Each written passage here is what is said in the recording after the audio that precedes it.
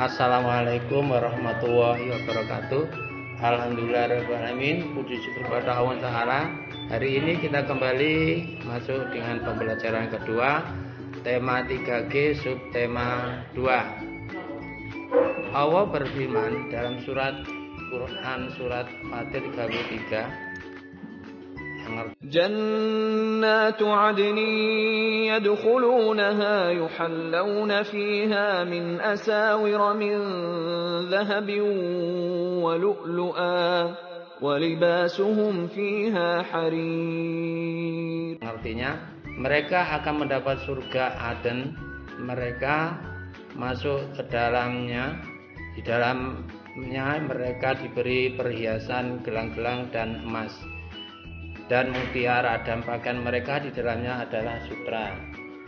Di sini menunjukkan bahwasanya Allah memberikan yang terbaik bagi manusia. Jika kita nantinya akan mendapatkan surga Aden, maka kalian akan mendapatkan beberapa pakaian yang terbuat dari sutra, juga perhiasan yang terbuat dari emas atau mutiara. Pembelajaran kita hari ini yang akan kita pelajari, pertama mengeksplorasi teks, dua gerak tari tradisional, dan yang ketiga simetri lipat bangun datar. Pembelajaran kita pertama ini mengeksplorasi teks. Kain tradisional asli Indonesia. Kain tradisional Indonesia terbilang banyak. Setiap daerah biasanya memiliki kain khasnya masing-masing. Inilah salah satu bukti kalau budaya Indonesia begitu kaya. Aneka produk fashion juga sudah mengaplikasikan berbagai jenis kain tersebut. Sudahkah Anda mengoleksi beberapa di antaranya? Nah, inilah beberapa jenis kain tradisional Indonesia yang bisa membuat Anda bangga dan tampil percaya diri saat mengenakannya. Di Indonesia ini sangat kaya tentang tradisi, baik itu pakaian, makanan, tari tradisional, dan banyak hal. Saat ini kita mempelajari tentang kain tradisional asli Indonesia. Di sini pertama ada sebuah kain batik, yakni kain sutra Bugis. Kokon atau ulat sutra adalah bahan baku untuk pembuatan benang, sehingga tercipta kain tenun khas Bugis. Sarung sutra dulunya hanya dikenakan untuk padanan baju bodo, yang merupakan pakaian tradisional masyarakat Sulawesi Selatan. Keunikannya terlihat pada motif kotak-kotak yang berlainan. Perbedaan ukuran kotanya juga memiliki arti perbedaan pula. Jadi di Sulawesi Selatan dengan ibu kota Makassar sekarang ini itu punya kain khas yang namanya kain sutra Bugis. Kebanyakan dipakai pada saat pakaian tradisional berupa baju bodo. Bajunya agak lebar kalau dipakai, terutama untuk yang perempuan, dan simpel untuk yang putra. Kain yang kedua yakni kain songket. Kain tradisional Indonesia ini dibuat oleh masyarakat Minangkabau atau Padang dari Melayu. Songket ini termasuk dalam jenis tenunan brokat. Kali ini ditenun memakai tangan menggunakan benang perak dan benang emas. Istilah songket adalah asal muasal sebutan kain songket. Menurut bahasa Melayu, arti kata tersebut adalah mengait, artinya benang itu dikaitkan satu dengan yang lain sehingga terbentuklah sebuah kain. Istimewanya kain songket ini dominan dengan warna emas, sehingga kalau dipakai sangat bagus sekali. Jadi istimewanya kain songket ini dari Sumatera Barat atau Minangkabau.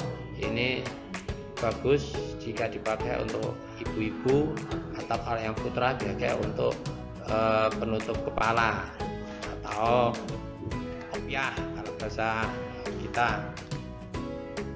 Kain yang ketiga ya ini kain geringsing. Kain tradisional ini dibuat oleh masyarakat Tangganan, Bali. Istilah geringsing berasal dari bahasa Bali, yakni gring berarti sakit dan sing berarti tidak, sehingga makna kata geringsing layaknya penolak bala dan bisa menyembuhkan penyakit. Teknik double ikat diaplikasikan dalam proses pembuatan kain geringsing sehingga tercatat sebagai satu-satunya kain khas asal Indonesia. Lain di Sumatera, lain di Bali. Di Bali ada namanya kain geringsing. Kain geringsing ini banyak dipakai pada saat-saat masyarakat Bali kena musibah. Nah, ini kain geringsing dipakai menurut adat istiadat sana sebagai penolak bala dan penyembuh penyakit. Ini kain yang berikutnya, ini kain ulos. Masyarakat Batak yang mengembangkan kain ulos khas unik ini, penenunannya adalah metode yang diterapkan untuk menghasilkan kain ulos. Penggunaan kain ini hampir di setiap kesempatan masyarakat Batak, seperti saat duka cita, kelahiran, pernikahan, dan sebagainya. Kain ini juga biasanya diberikan untuk ibu hamil sebagai pelindung dari segala bencana serta melancarkan persalinan. Jadi kain ulos ini dari Batak atau Medan atau Sumatera Utara ini digunakan untuk adat istiadat pada saat masyarakat Batak ada kesusahan, duka cita, kemudian pada saat kelahiran dan pernikahan. Jadi di zaman dahulu kain ulos ini dipakai pada saat-saat tertentu. Kain berikutnya ya ini berupa kain batik. Pembuatan batik tulis dengan menggunakan kain mori, kemudian digambar memakai lilin yang berada di canting. Corak dan motifnya sangat cantik dan melambangkan makna tersendiri. Sangat banyak jenis batik sesuai dengan daerah penghasilnya, seperti batik Bali, batik Banyumasan, batik Tegal, batik Cirebon, batik Pekalongan, batik Solo, batik Jogja, batik Surabaya, dan lain-lain. Jadi batik ini lain daerah, lain corak dan motifnya, juga lain warna, sehingga batik ini melambangkan kedaerahan di masing-masing kotanya. Jadi kain mori digambar pakai pensil, kemudian dicanting, kemudian dikasih pewarnaan, kemudian dilanjutkan dengan pengeringan dan begitu seterusnya sampai menjadi sebuah kain yang siap untuk dijadikan baju. Kain berikutnya adalah tenun ikat. Kain tradisional ini diproses dengan cara ditenun dari berbagai belayan benang pakan. Sebelumnya benang ini diikat kemudian diterapkan zat perwarna alami. Zat warna alami ini terbuat dari daun-daun atau akar sehingga warna yang dibutuhkan ini menyesuaikan dengan kebutuhan, kemudian dicarikan daun atau akar yang cocok yang bisa mengeluarkan dari warna yang kita butuhkan. Benang akan diikat menggunakan tali berdasarkan coraknya sebelum ditenun. Cara untuk memudahkan dalam pencelupan sebagian benang tersebut biasanya bagian benang yang terikat tali tidak akan diwarnai. Jadi kain tenun ikat ini sekarang banyak dikembangkan oleh masyarakat Indonesia sebab warna dan corak bisa variasi dan cara penggunaannya sangat mudah. Sekarang kita ke cara mengeksplorasi teks dari gambar batik yang ada. Sini ada tabel dengan isi gambar, karakteristik kain dan cara membuatnya. Nah, ditampilkan adalah sebuah gambar kain batik. Nama kain ini adalah kain geringsing asal daerah Tangganan, Bali. Karakteristik kainnya, motif kain ini menampilkan keindahan langit berupa matahari, bulan, dan hamparan bintang. Cara membuatnya menggunakan teknik double ikat yang akan diaplikasikan dalam proses pembuatan kain geringsing. Contoh yang kedua, ditampilkan sebuah gambar kain. Ini adalah kain tenun ikat, asal daerahnya dari Timor, Flores, Sumba, Sumbawa di Nusa Tenggara, Lombok, Bali, Jepara, Sintang, dan Toraja. Karakteristik kainnya, kain ini merupakan perpaduan dari berbagai helai tali atau benang yang ditenun dan diikat untuk dijadikan sebuah kain.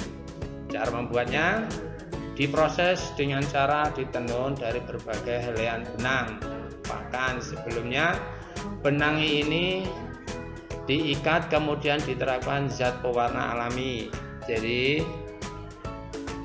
panduan untuk mengisi tabel cara mengeksplorasi teks berupa kain tradisional seperti contoh ini. Nanti kalian bisa melanjutkan di modul yang ada. Sekarang kita menginjak di gerak tari tradisional. Kita menginjak ke tari Patenung. Nah, tari Patenung ini berasal dari Bugis, Sulawesi Selatan. Ya. Tradisional Patenung yang artinya membuat sarung sutra di kebudayaan Bugis.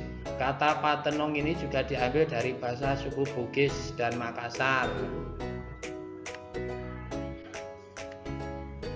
Tari Patenung adalah tarian adat yang menggambarkan perempuan-perempuan sedang menenun benang menjadi kain, melambangkan kesabaran dan ketekunan perempuan-perempuan Bugis. Tari Patenung melukiskan ketekunan dan kesabaran wanita Bugis menenun sarung.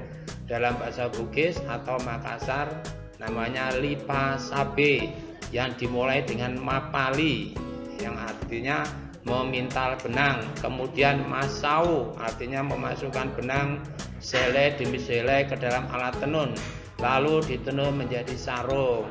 Ini adalah arti dari tari Patenung. Nanti kalian bisa cari di YouTube tari Patenung itu bagaimana. Sekarang kita belajar tentang simetri lipat bangun datar. Simetri lipat pada bangun datar adalah banyaknya lipatan pada bangun datar yang bisa membagi bangun datar tersebut, sehingga setengah bagian dari bangun datar tersebut bisa menutupi setengah bagian yang lain. Garis yang dapat membagi sebuah bangun datar menjadi dua dan kongruen disebut sebagai sumbu simetri. Tidak seperti bangun datar memiliki garis yang dinamakan sebagai sumbu simetri.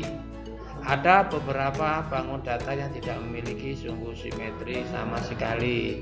Nah, sebelah ini adalah tabel mengenai banyaknya simetri lipat dan simetri putar dari bangun datar.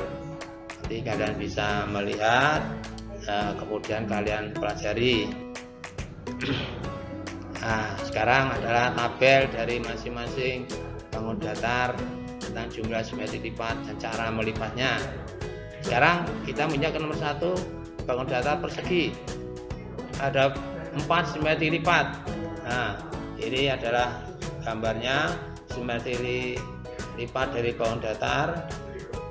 Sumbu simetrinya ada 4, berarti simetri lipat dari bangun datar ada 4. Kalian nanti bisa baca jumlah simetrinya. Kemudian yang kedua adalah persegi panjang, simetri lipatnya ada 2. Nah, ini adalah gambar dari persegi panjang, sumbu simetrinya ada 2, jadi menandakan bahwa ada 2 simetri lipat. Yang ketiga adalah segitiga sama kaki, jumlah simetri lipatnya ada 1. Nah, ini gambarnya segitiga sama kaki. Yang keempat adalah segitiga sama sisi, jumlah simetri lipatnya ada 3. Nah, nanti kalian baca gambarnya seperti ini, ada 3 sumbu simetrinya. Yang kelima adalah trapesium sama kaki, simetri lipatnya ada 1. Gambarnya seperti ini. Nah, ada sumbu simetrinya, ada 1 di tengah. Yang keenam, bangun datar jajar genjang, tidak ada simetri lipat di sini. Gambarnya seperti ini, ditarik garis sumbu simetrinya tidak akan ketemu. Yang ketujuh adalah belah ketupat. Nah, belah ketupat mempunyai 2 simetri lipat. Nah, sumbu simetrinya ada 2, jadi ada 2 simetri lipat. Yang kedelapan adalah layang-layang, ada 1 simetri lipat. Nah, gambaran layang seperti ini. Yang ke-9 ada elips atau oval, jumlah simetri lipatnya ada 2. Ya, gambarnya seperti ini. Nanti kalian bisa baca dan kalian bisa praktekkan. Yang 10 adalah lingkaran, jumlah simetri lipatnya tidak terhingga sebab banyak sekali. Gambarnya seperti ini, sumbu simetrinya di posisi manapun bisa. Nah, sekarang kalian bisa mengikuti atau menyimak cara mempraktekkan simetri lipat. Nanti kalian perhatikan. Kemudian pertama, kita akan belajar tentang simetri lipat yang dimiliki oleh berbagai macam bangun datar.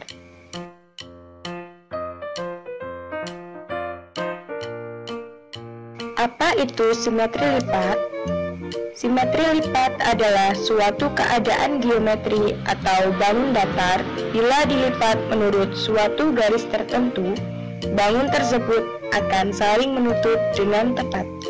Garis yang merupakan lipatan atau menjadi cermin disebut sumbu simetri. Simetri lipat disebut juga simetri balik, simetri garis, simetri sumbu atau simetri cermin.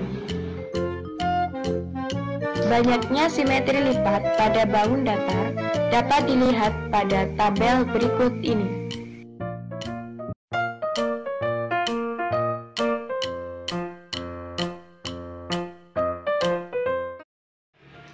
Bangun yang pertama adalah bangun persegi panjang. Mari kita lihat, persegi panjang mempunyai berapa simetri lipat?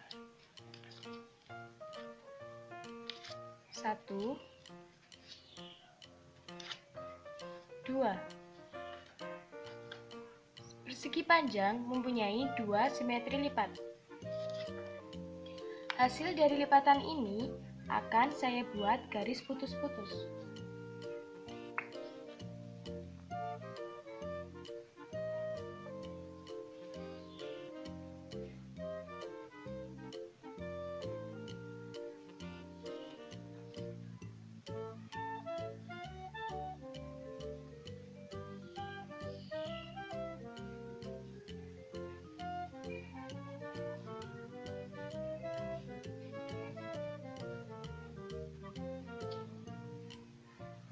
Garis putus-putus ini adalah garis simetri, di mana adalah hasil dari lipatan dari persegi panjang. Bangun yang kedua yaitu persegi. Coba kita lihat, persegi mempunyai berapa simetri lipat? 1, 2, ketiga,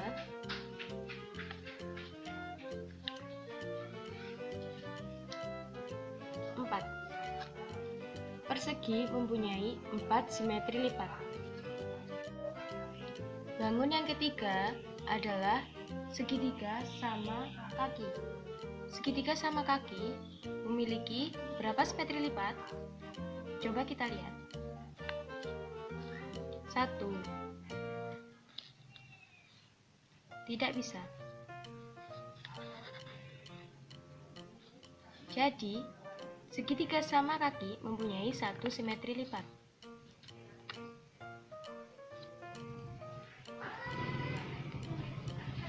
Yang selanjutnya yaitu segitiga sama sisi. Coba kita lihat. 1, 2, dan 3. Jadi, segitiga sama sisi mempunyai 3 simetri lipat. Yang selanjutnya yaitu segitiga sembarang. Coba kita lihat apakah segitiga sembarang mempunyai simetri lipat atau tidak. Setelah dilipat, ternyata segitiga sembarang tidak mempunyai simetri lipat karena tidak menjadi dua bagian yang sama besar. Bisa dilihat. Bangun yang selanjutnya adalah layang-layang. Layang-layang mempunyai 1 simetri lipat. Bisa dibuktikan.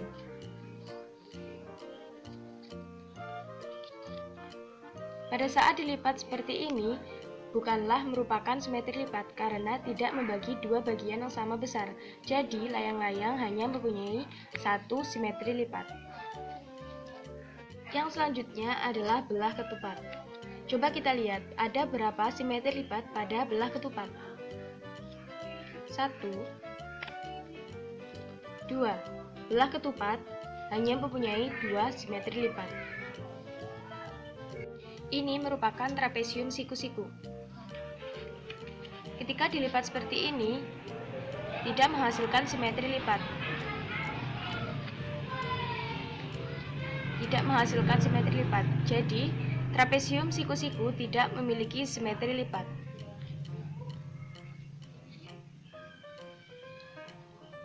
Yang selanjutnya adalah trapesium sama kaki.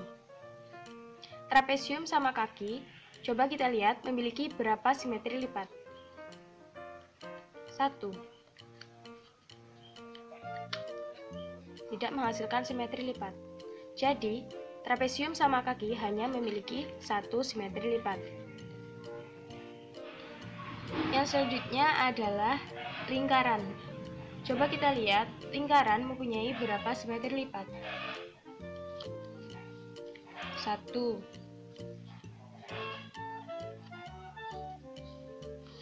2,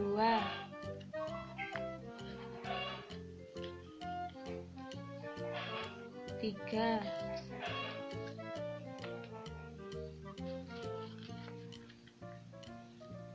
4,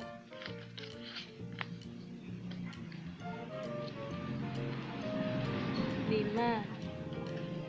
Bisa kita lihat bahwa lingkaran memiliki simetri lipat tak terhingga karena setiap lipatan yang kita bentuk selalu membagi dua bagian yang sama besar. Yang selanjutnya adalah jajar genjang. Coba kita lihat apakah jajar genjang memiliki simetri lipat atau tidak.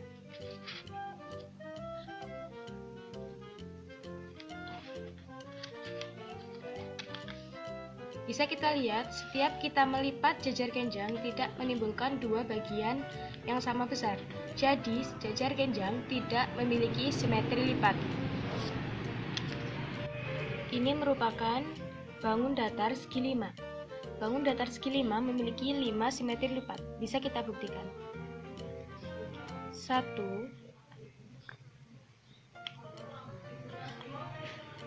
2,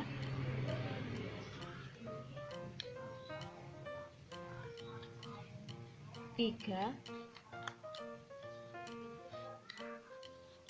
4, 5. Jadi, segi 5 mempunyai 5 simetri lipat. Yang selanjutnya adalah oval. Coba kita lihat, oval memiliki berapa simetri lipat? 1,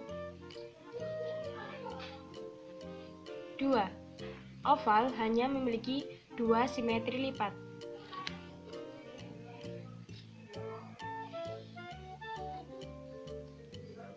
Yang terakhir adalah segi 6. Segi 6 memiliki 6 simetri lipat. Bisa kita lihat. 1,